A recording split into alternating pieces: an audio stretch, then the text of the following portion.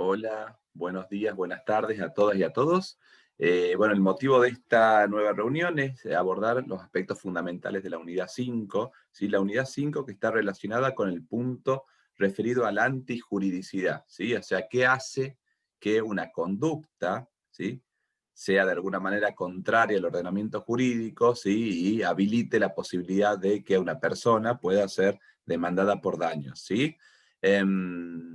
Para referirnos a eso tenemos que empezar a hablar del artículo 1716 del Código Civil y Comercial. Ya cuando estamos en el marco de las normas sobre responsabilidad civil, ¿sí?, vamos a ver que hay un vuelco fundamental en el código, ¿sí?, que está en línea con las tendencias actuales sobre la materia, que va a decir que el deber de reparar, o sea, cuando yo, por ejemplo, tengo que indemnizar a otra persona, ese artículo 1716 dice que la violación del deber de no dañar a otro o el incumplimiento de una obligación da lugar a la reparación del daño causado conforme a las disposiciones de este código.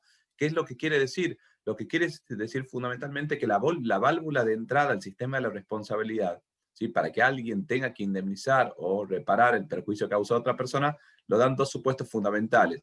Por un lado, el incumplimiento de una obligación, ¿sí? Esto podría estar relacionado, por ejemplo, cuando uno incumple un contrato, ¿sí?, no cumplo con la cláusula X pactada en el contrato determinado y en base a eso voy a tener que estar expuesto al riesgo de que la contraparte, por ejemplo, en ese contrato pueda demandarme, ¿sí? Pero aún fuera de ese supuesto, y los supuestos más habituales van a ser los relacionados con la violación del deber de no dañar a otro. O sea, yo cada vez que daño a otra persona, ¿sí?, cada vez que yo tenga que, le cause un daño, ya vamos a ver si se justifica o no y cómo se estructura todo esto, pero cada vez que una persona no pueda, o mejor dicho, cada vez que una persona le genere un perjuicio a otro, sea patrimonial o daños personales, se va a habilitar el deber de reparar. En principio va a surgir la consecuencia de tener que pagarle a esa persona, que es lo que dice el código, ¿no? Pero vamos a ir viendo cómo sigue todo esto. Ahora, yendo concretamente entonces y relacionado con el punto anterior de cuándo se activa el deber de reparar, está la antijuridicidad, que es donde comienza fundamentalmente el esquema de nuestra unidad, ¿no? En cuanto a la evolución histórica, esto sufrió un viraje porque originariamente hace muchos siglos atrás y la evolución contemporánea llevaba a que para que una conducta habilite la opción de reparar, por ejemplo, tenía que haber una especie de antijuridicidad específica, ¿sí?, una regla específica de conducta violada y a partir de ahí se genera una consecuencia. Ahora el esquema que toma el código en línea con la regulación moderna es una antijuridicidad de tipo más bien genérica, ¿sí? O sea, ya no hace falta estar violando una norma específica, sino basta con violar el deber de no dañar a otro, ¿sí? Por eso en 1717 les va a decir cualquier acción u omisión que cause un daño a otro es antijurídica si no está justificada. ¿Qué quiere decir? Yo causo daño, ¿sí?, y eso ya de por sí me lleva al plano de la antijuridicidad porque lo único que me van a pedir al respecto es que esa antijuridicidad, o sea, ese daño producido a otro no esté justificado. O sea, yo tengo que encontrar, por un lado, la existencia de un daño producido a otro, ¿sí? Después veremos que el otro podría ser un otro individualmente considerado, podría ser la comunidad o bienes colectivos, por ejemplo, así que están tutelados por el esquema nuevo. Y ese razonamiento se completa para que surja o se termine de estructurar la antijuridicidad si es que no está justificado, si es que no encuentro una causal de justificación que permita, entre comillas, zafar de la posibilidad de indemnizar a otro, aun cuando ya le haya producido un daño. O sea, hay distintas causales previstas en el código que permitirían, entre comillas, que se dañe a otro, pero que no haya antijuridicidad por el hecho de que no esté justificado ese accionar, ¿sí? Y esas causales de justificación empiezan a enumerarse y eh, a regularse a partir del artículo 1718. Ahí se va a hablar de la legítima defensa, del estado de necesidad y del ejercicio regular de un derecho, ¿sí? Fíjense, son todas hipótesis en las cuales, por más que yo le cause daño a otro, no tendría que pagar porque no habría juridicidad en tanto y en cuanto hay una causal de justificación de ese daño, ¿sí? Entonces, está justificado el hecho que causa un daño, primero, en ejercicio regular de un derecho, ¿sí? Si yo, por ejemplo, causo un daño a una persona, pero estoy ejerciendo regularmente mi derecho, o sea, no estoy actuando al margen de lo que el ordenamiento jurídico me marca, en principio no voy a estar en el marco del el sistema de responsabilidad, por más que yo esté ocasionalmente o circunstancialmente causando un daño, en tanto y en cuanto ese ejercicio del derecho sea regular. La segunda hipótesis va a ser cuando estoy en legítima defensa propia o de terceros, terceros en sentido amplio, no hace falta que sea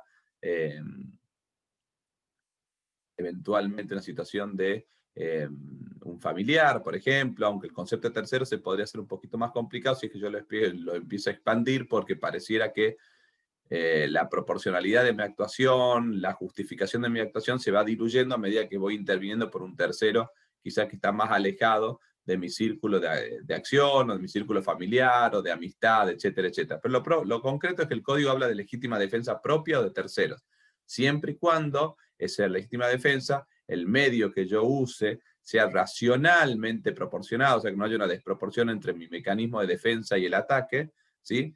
Pero la agresión puede ser actual o inminente, no hace falta que sea ya, sino puede ser que esté a punto de producirse, o sea, que me estén por atacar con un arma, por ejemplo, y que sea inequívoco que me están por atacar. Es necesario que la agresión sea ilícita, ¿sí? O sea, que esa agresión venga de un mecanismo contrario a la ley, o sea, por ejemplo, ahí sería muy discutible toda la cuestión relacionada con actos de agresión o de autoridades públicas, que a veces están en una delgada línea en muchos casos, no tiene que estar provocada, ¿sí? Y luego dice, el tercero que no fue agresor ilegítimo y sufre daños como consecuencia de un hecho realizado en legítima defensa, tiene derecho a obtener una reparación plena, ¿sí? O sea, aquel que con motivo de la situación de la cual estamos hablando sufre un daño, un tercero, obviamente va a tener derecho a que se le indemnice su situación, porque él no tiene nada que ver con la situación, sino sufre los efectos proyectados de la situación que hablábamos, ¿no? Es alguien que, entre comillas, se la suele decir, se la come de arriba, esa persona tiene derecho a la reparación plena. O sea, él no lo alcanza la legítima defensa. La legítima defensa va a ser solamente contra el agresor, ¿sí? Luego está la situación de aquella de lo que se denomina el daño necesario, muchas veces para evitar un mal actual o inminente, de otro modo inevitable, que amenaza a la gente o a un tercero, si el peligro no se origina en un hecho suyo. El hecho se haya justificado únicamente si el mal que se evita es mayor que el que se causa. En este caso, el damnificado tiene derecho a ser indemnizado en la medida en que el juez lo considere equitativo, ¿sí? Esta sería la segunda hipótesis de la cual estamos hablando, ¿sí? El estado de necesidad, cuando es un daño necesario, o sea, yo tengo que dañar algo porque estoy de esa manera cuidando algo mayor, ¿sí? Entonces, por ejemplo, si estoy en una situación en la cual estoy apagando un incendio, ¿sí? Y con motivo del apagar el incendio, por ejemplo, los bomberos cuando entran o cualquier particular que esté entrando a salvar vidas, entra y pisotea y rompe un jarrón que se cae en una casa, estaríamos en una situación de un daño quizá necesario, en tanto y en cuanto, ¿sí? Eso sea inevitable, que el jarrón esté en medio del camino para ir a apagar el incendio, ¿sí? Y estoy tratando de cuidarme de un mal mayor, ¿no? En ese caso, obviamente, si el damnificado siempre va a tener la opción de ser indemnizado, pero siempre y cuando el juez lo considere equitativo. O sea, el juez va a valorar las circunstancias muy, muy concretas de ese caso para ver si estamos en un esquema de real estado de necesidad, ¿sí? O situación de necesidad, y siempre y cuando, por ejemplo, no se produzca un esquema de notoria injusticia con respecto a la persona que sufre daños, ¿no? Y luego tenemos situaciones que están relacionadas con lo anterior, que son la asunción de riesgo, el consentimiento del damnificado, que también funcionan como circunstancias que evitan que yo pueda indemnizar, no obstante que haya causado daños, ¿no? Y esto se relaciona más con hechos relacionados con el damnificado, con la víctima. Dice el 1719, la exposición voluntaria por parte de la víctima a una situación de peligro no justifique el hecho dañoso ni exime de responsabilidad, a menos que, por las circunstancias del caso, ella pueda calificarse como un hecho del damnificado que interrumpe total o parcialmente el nexo causal. O sea, en principio, si estoy en una situación que genera riesgo de por sí, ¿sí? Una práctica deportiva, por ejemplo, y yo me expongo voluntariamente a una situación de peligro, en principio no hay exhibición de responsabilidad, no se justifique el hecho dañoso, ¿sí?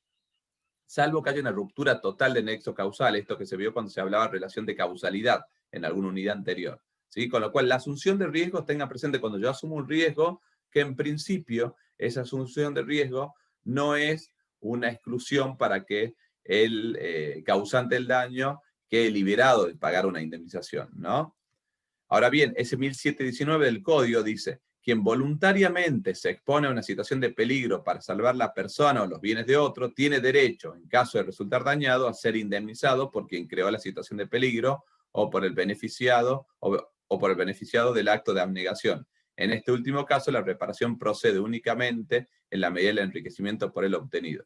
Básicamente, esta es una hipótesis muy, muy concreta, muy específica, que se refiere a cuando alguien, hablemos del incendio anterior, estaba metiéndose a una casa para salvar a una familia que estaba con una casa que estaba en llamas de 3 metros y se estaba quemando toda la casa y hay riesgo de muerte, naturalmente esa asunción de riesgo lleva a que esa persona, en caso de resultar dañado, ¿sí?, tenga de alguna manera derecho a ser indemnizado, porque de alguna manera se fomenta también que alguien asuma riesgos por el otro también, ¿no? Ahora bien, la reparación no se prevé por las normas de responsabilidad civil estrictamente, sino por las del enriquecimiento sin causa, ¿sí? O sea, por todo aquello que el otro se haya podido enriquecer, ¿sí?, que es muy, muy poco en comparación a lo que sucedería con la reparación integral que obliga a indemnizar todos y cada uno de los perjuicios, ¿no?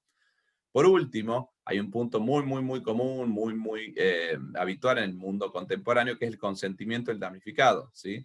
Cuando yo doy mi consentimiento, ¿sí?, se trata de situaciones, por ejemplo, de una operación riesgosa, de turismo aventura y cualquier hipótesis de riesgo que a ustedes ocurre que puede causar daño, el artículo 1720 del Código, después ya vamos a ver que si hablamos de responsabilidad médica, por ejemplo, el consentimiento tiene que tener particularidades, lo que se denomina el consentimiento informado, que va con una regulación especial tanto en la Ley de Derechos de Pacientes como en el propio Código, que llevan, ¿sí?, a que estemos en el ámbito de,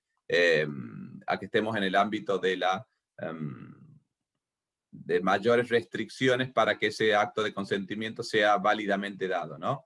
Pero concretamente el 1720 dice que sin perjuicio de disposiciones especiales, por ejemplo la ley de derechos del paciente, el consentimiento libre e informado del damnificado, en la medida que no constituye una cláusula abusiva, libera de responsabilidad por los daños derivados de bienes disponibles. O sea, en primer lugar tengo que estar ante bienes disponibles. Si estamos en el marco de la indisponibilidad de aquello que es intocable en la persona o en su patrimonio, obviamente estas cláusulas no valen, ¿sí? Pero yo puedo establecer cláusulas, por ejemplo, en contratos que liberen de responsabilidad, ¿sí?, ante situaciones riesgosas, por ejemplo, siempre y cuando esas cláusulas no sean abusivas. Si las cláusulas son abusivas, por ejemplo, en el marco de los contratos de consumo, de los contratos por adhesión, esa liberación de responsabilidad, por más que esté escrita, en muchos casos no va a poder ser invocada por el agente causante del daño. Con eso terminamos la unidad de antijuridicidad, ¿sí? Hemos repasado fundamentalmente cómo se vincula el deber de reparación y el deber de...